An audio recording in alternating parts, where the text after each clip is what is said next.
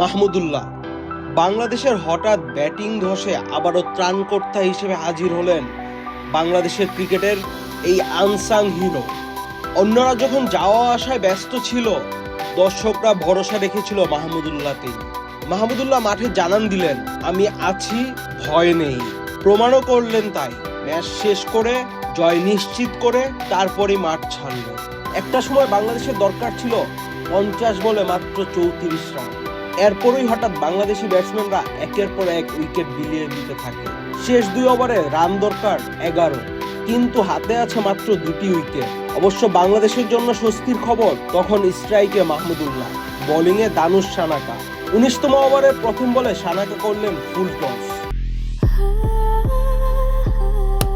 Walton switch, stylish and elegant.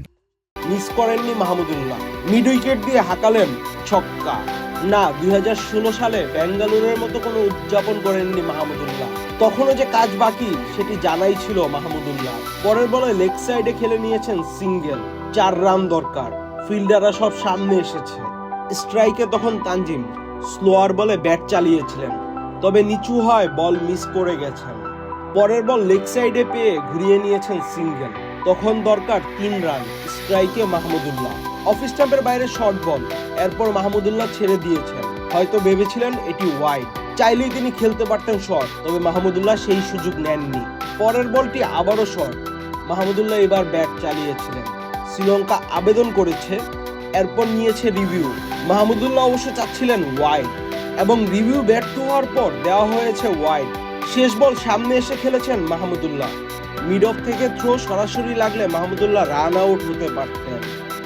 আশাও ছেড়ে দিয়েছিলেন তিনি, তবে ওভার থ্রো থেকে উল্টো আরেকটি রান নিয়ে 19তম ওভারের শেষ বলেই মাহমুদুল্লাহ নিশ্চিত করেছে 2 উইকেটের জয়। দলকে জিতিয়ে যখন মাঠ ছাড়ছিলেন, তখন বাংলাদেশ কোচ চান্দিকা হাতুড়ি সিং এর জন্য ম্যাচ জয়ের নায়ককে বললেন, এবার আমার ভাতটাও তোমার কাঁধে তুলে নাও। মাত্র 16 রানের ইনিংস খেললেও এই ইনিংসের গুরুত্ব কতটা তা জানে টাইগার ভক্তরা। বিশ্বকাপের মিশন শুরু হলো বাংলাদেশের জয় দিয়ে। এবার আশা করা যেতেই পারে এবারের টি-20 বিশ্বকাপে বাংলাদেশ খেলবে সুপার 8-এ। Ahmed Shafi, channel I.